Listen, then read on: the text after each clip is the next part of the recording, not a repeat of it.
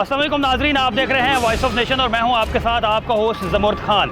आज हम अपने इस प्रोग्राम में बात करेंगे अवाम के ट्रांसपोर्ट के हवाले से मसाइल के हिसाब से, क्योंकि पिछले 13 साल से सिंध में बिलखुसूस कराची में पीपल्स पार्टी की हुकूमत का राज रहा है और 13,000 दावे करने के बावजूद सिर्फ 13 बसें आवाम के लिए नहीं चलाई गई। ऐसा क्यों हुआ, हम ये डेफिनेटली आवाम से पूछेंगे।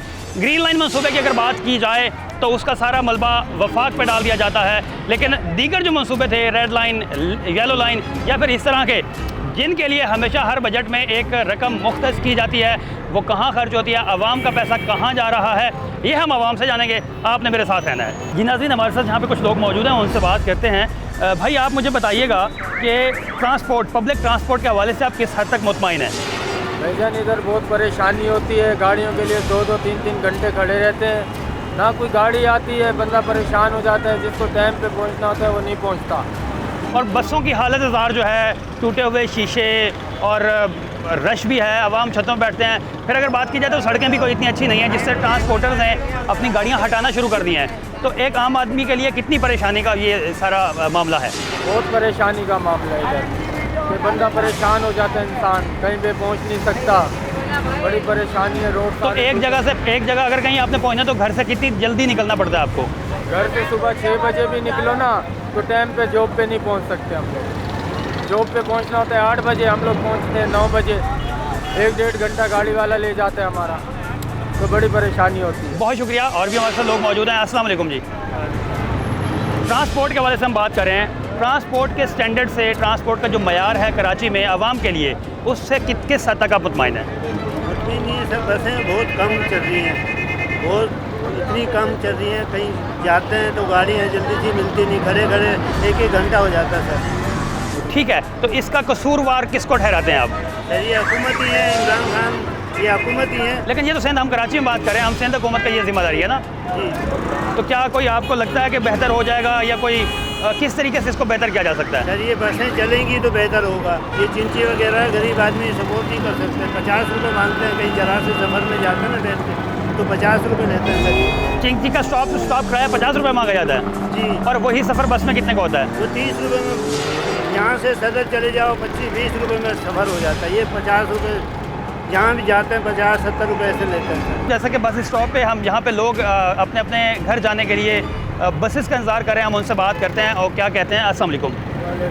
यार, बहुत से एनजी ने तंग किया हुआ है, गाड़ियाँ नहीं आ रही है, लोग पब्लिक परेशान हो रहे हैं, रोडों पे खड़े हुए आवाम इतने परेशान हो रहे हैं। गाड़ियाँ 1-1 घंटे बाद आ रही है। किसको कसूरवार ठहराते हैं? ये इमरान खान की गलती है भाई, क्या करे। बस 3-3 दिन ट्रेन की बंद करता है, 2-2 दिन बंद करता है। लेकिन हम सिंध की बात करें, कराची की बात करें, कराची में तो पीपल्स पार्टी की हुकूमत है, तो कराची में बसेस का जो स्टैंडर्ड है, जो मयार है, ठीक है, बसेस लेट आती हैं, आपने एक मसला बता दिया, लेकिन बसेस देर से आने के बावजूद भी शीशे नहीं हैं, उनका वो मयार नहीं है, तो इस हवाले से क्या कहते हैं आप? तो गाड़ियों का कसूर तो नहीं है, गाड़ियाँ अंदर से आ रही है तो बढ़ के आ रही है। यहाँ पब्लिक परेशान हो रहे हैं, गाड़ियाँ भी ज़्यादा गाड़ियाँ रुकी भी है। और जो चिंकी वाले ज़्यादा किराया मांगते हैं? चिंकी वाले तो सही दबा के 30 रुपये का जगह होता है तो 50 मांगते हैं, 50 का जगह तो 70 मांगते हैं। लोगों ने बहुत परेशान किया। जी, यहाँ पे कुछ स्टॉप पे ख़वातीन भी मौजूद हैं, हम उनसे भी बात करते हैं कि उनको किन मसाइल का सामना है। अस्सलाम वालेकुम जी। हम बात करें ट्रांसपोर्ट के हवाले से, पब्लिक ट्रांसपोर्ट के हवाले से, बसों के मयार के ऊपर, या बसें कितनी देर के बाद आती हैं, तो आप इन सारे मसाइल को किस तरह से देखती हैं? बहुत करना पड़ता है, इंतज़ार करना पड़ता है, मुँह बोले उनकी खिदमत देनी पड़ती है। सही बात, 60 रुपये बोलता है, कोई 50 रुपये बोलता है, कोई 70 बोलता है। अब है या नहीं, उनको तो पैसा चाहिए ना, वो जी। हिसाब से लेके जाने, वरना उतार देते, वो कहते खड़े रहो। और जो बसों का मयार है, उससे किस हद तक मुतमईन है आप? बहुत कम है गाड़ियाँ, बहुत कम है, रोकते नहीं है। कोई बात तो ज़्यादातर लड़कियाँ देख लेंगे तो रोक लेंगे, जब उनकी छुट्टियाँ देखिए गाड़ी खुली जैसे निकल जाते हैं, स्टार्ट कर देते हैं, नहीं रोकते। जो अगर बसेस देर से आती हैं, बहुत सारे रिक्शाज नज़र आ रहे हैं, रिक्शे में आपको मजबूरन जाना पड़ता है, तो किराए में कितना फ़र्क पड़ जाता है बस की बजाय अगर आप रिक्शे में सफ़र करें तो? रिक्शे में ज़्यादा है, बस में बहुत कम है। बस वाला लेता है 30 रुपये, लेते हैं 50 रुपये, 20 रुपये का काम, 20 रुपये बच्चे के तो आगे रिक्शे के काम में आते हैं ना, जो अंदर जाना पड़ता है बस में। तो इन सारे मसाइल का कसूरवार आप किसको ठहराती हैं? बोले आपको खुद पता है ना, माने नहीं, आप बताएं, मैं आपसे सुनना चाहता हूँ। नहीं क्या बताओ। इमरान खान ही है और कौन नहीं, लेकिन ये कराची की बात है, कराची में तो पीपल्स पार्टी की हुकूमत है। हाँ वो तो है, लेकिन नाम की है पीपल्स पार्टी। ये आपको तो कोई उम्मीद नहीं है आपको कि कोई हालात बेहतर होंगे और गाड़ियाँ अच्छी होंगी? और बहुत मुश्किल लग रहा है, ज़िंदगी गुजर गई, बच्चे बड़े हो गए, शादी हो गई, अभी तक तो कोई तब्दीली नहीं आई, वैसे की वैसे ही है। जी, ये कुछ और ख़वातीन मौजूद हैं स्टॉप पे, हम उनसे बात करते हैं। अस्सलाम वालेकुम जी, मुझे ये बताइएगा, आज हम बात कर रहे हैं पब्लिक ट्रांसपोर्ट के हवाले से, तो कितनी मुश्किलात हैं पब्लिक ट्रांसपोर्ट को लेकर के जब आप घर जाते हैं या सुबह दफ्तर के लिए निकलते हैं, तो बसों के हवाले से, और बसों को कितनी देर आपको इंतज़ार करना पड़ता है?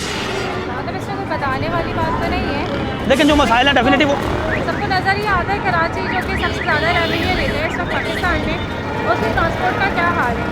आप किसी भी मुल्क में चले जाएँ, जिसमें ज़्यादा रेवेन्यू लेता है, जैसे कि आप UAE जाते हो, उसमें देखते हो कि सबसे ज़्यादा टूरिज़्म में लोग आते हैं, उधर रेवेन्यू मिलता है उनको, तो उन्होंने उसको दुबई सिटी को क्या बनाया था। और एक हमारे पाकिस्तान में कराची की जी रही है, कराची के अवाम को सिर्फ और सिर्फ टारगेट सिटी में मारा गया और कुछ नहीं मिला इस कराची को।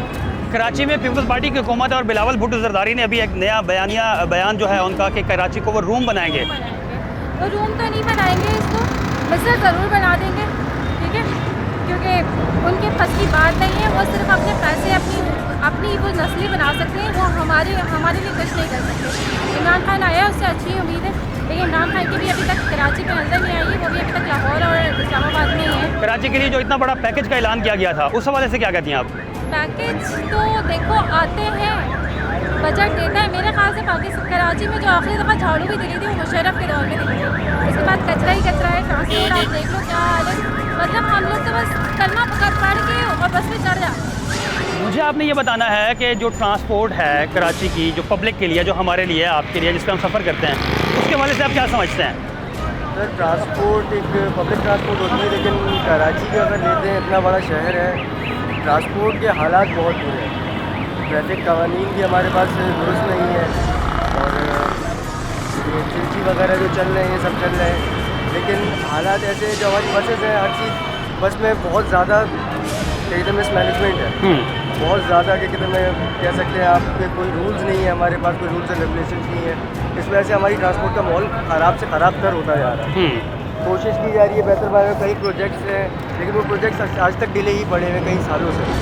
आज तक जैसे ग्रीन लाइन चल रहा था, वो आज तक स्टार्ट नहीं हो सका। अब ये नया सर्कुलर इसी तरीके से और भी मंसूबे हैं जिनका हर साल बजट में तो उसकी जो पैसे हैं, रकम है, मुख्तस की जाती है।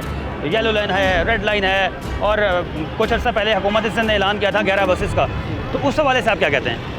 सर ये सिर्फ ऐलान ही होते हैं, इन पर कोई इम्प्लीमेंट नहीं होता, सिर्फ ऐलान ही किए जाते हैं। आज तक हमने नहीं देखा, हर बजट में एक नया ऐलान होता है, लेकिन वो प्रोजेक्ट फिर वही थम जाता है, आगे स्टार्ट नहीं होता। आप क्या समझते हैं कि इन हुक्मरानों को इन बसेस में अगर सफ़र करना पड़े तो फिर चीज़ें बेहतर हो जाएंगी? कभी भी नहीं करेंगे, सफ़र नहीं करेंगे या हालात बेहतर नहीं होंगे? हालात बेहतर करना ही नहीं चाहते ये लोग। होने को हो सकते हैं, कुछ भी इम्पॉसिबल नहीं होता है, लेकिन ये लोग करना नहीं चाहते। ये लोग चाहे तो सब कुछ हो सकता है। आप मुझे ये बताइएगा कि कराची में जो पब्लिक ट्रांसपोर्ट का हाल है, आप क्या समझते हैं, क्या कहना चाहते हैं उसके हवाले से? जी, कराची का ट्रांसपोर्ट का हाल जो बहुत बुरा है। कल परसों तरसों हमने देखा है, रोड बंद थे, हम लोग घर में बैठे हुए थे, कारोबार का भी हालत ख़राब है। तो हम लोग गरीब लोग हैं, तो ऐसे रोज़ ऐसे होंगे तो जी एक दिन खुली रहती है, 3 दिन बंद रहती है, तो हालात ख़राब होते हैं। हम कमाएंगे कैसे, घर में बैठेंगे, बच्चे छोटे छोटे बच्चे बीवियाँ, तो इसको कैसे पालेंगे?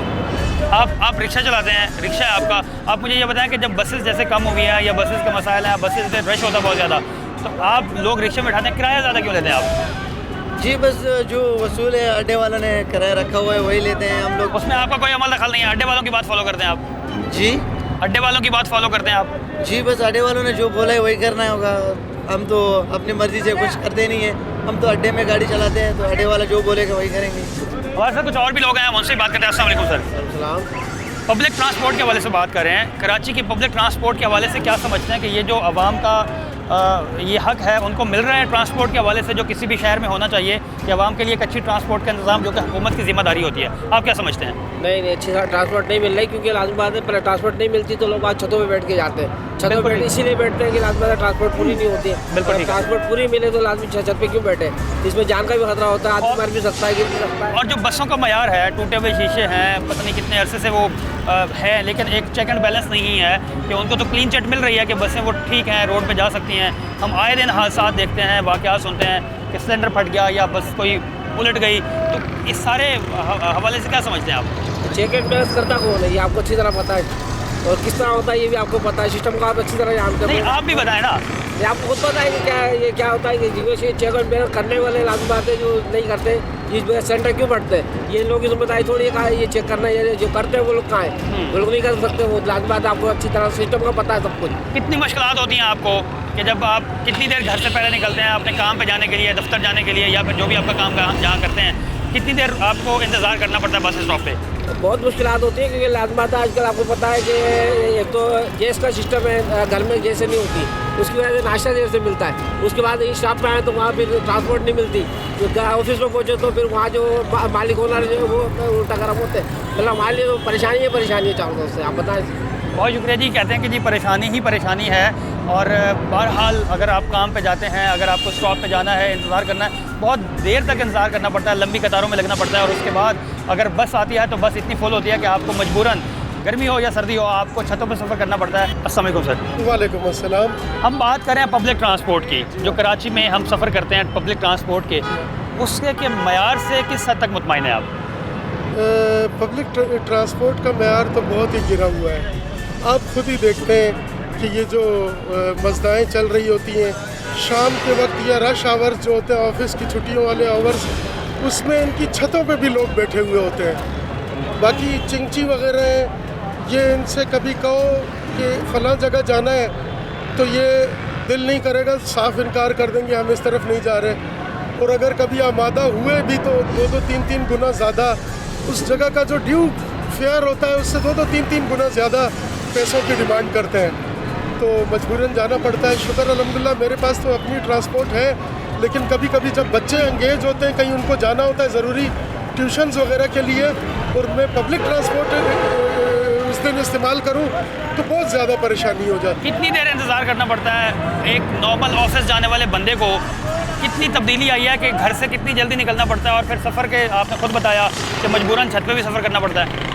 मैं तो ये समझता हूँ कि 20-25 मिनट से पहले तो आपको मिलने नहीं लगी, और अगर जाने वाला टाइम है सबके लिए है तो उस वक्त तो फिर बिल्कुल ही भरी हुई गाड़ियाँ मिलेंगी। उस वक्त तो बहुत ही मुश्किल है कि आपको जगह मिल जाए। उस थोड़ी बहुत एडजस्टमेंट के लिए भी 20 से 25 मिनट के इंतज़ार करने पड़ते हैं लोगों को। बहुत शुक्रिया, बहुत शुक्रिया। Thank you very much.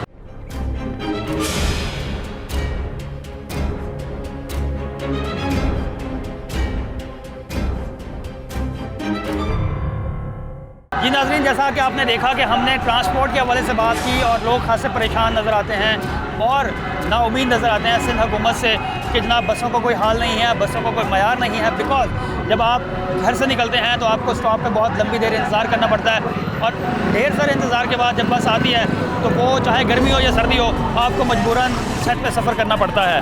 तो उम्मीद ये की जाती है कि ये अरबाब इख्तियार तक बात पहुँचेगी और वो इस तरफ नज़रसानी करेंगे और आवाम के लिए उनकी बेहतरी का सोचते हुए कुछ ट्रांसपोर्ट के हवाले से कुछ बेहतर सहूलियात मुहैया करेंगे।